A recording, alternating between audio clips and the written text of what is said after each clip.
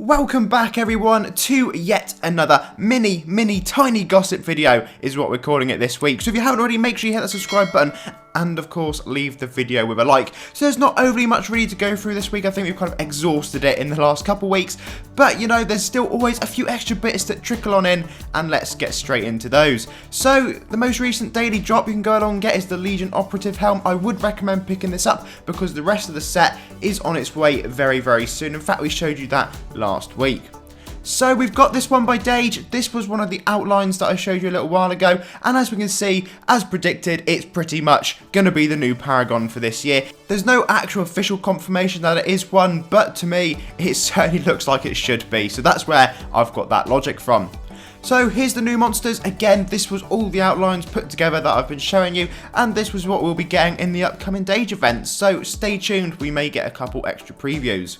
Axe by Hikari, again, I'm going to presume this is just going to be bolted onto one of the sets that he's made. I thought it was still worth showing you because out there somewhere, there might be an axe collector.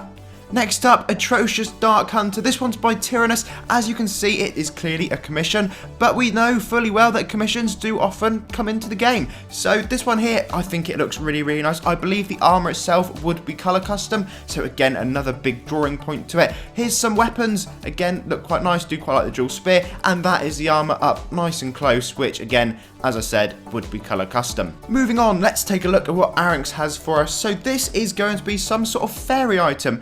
No idea when this would come into the game, but as it's an Arinx one, we could be pretty certain we are going to see it at some point. And for those fairy collectors out there, this is probably one for you. I do really like the colours on it. I'm quite a big fan of the green. I just think it all works really nicely. Next up, we have got this one by Krulon. Now, I'm getting the vibe this year that a lot of the artists are sort of keeping what they've designed quite close to their chests. We're not seeing total full previews of things, but even just from this image, I'm still really excited to see what that one's going to have in store for us.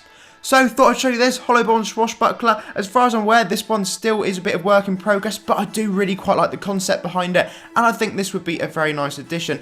With Hollybourne, it can go to other colours, so it's quite nice to see the black and pink combo.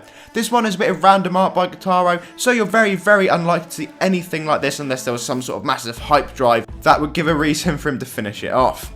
And lastly, but certainly not least, we have got Legro Arcanium. So this one does actually look really cool. However, I've left it till the end because I'm just purely not sure whether we would see it this year. I think it would certainly be worth it, and I do quite like the male and female different variants we got going on. So we'll just have to wait and see what time has in store for us.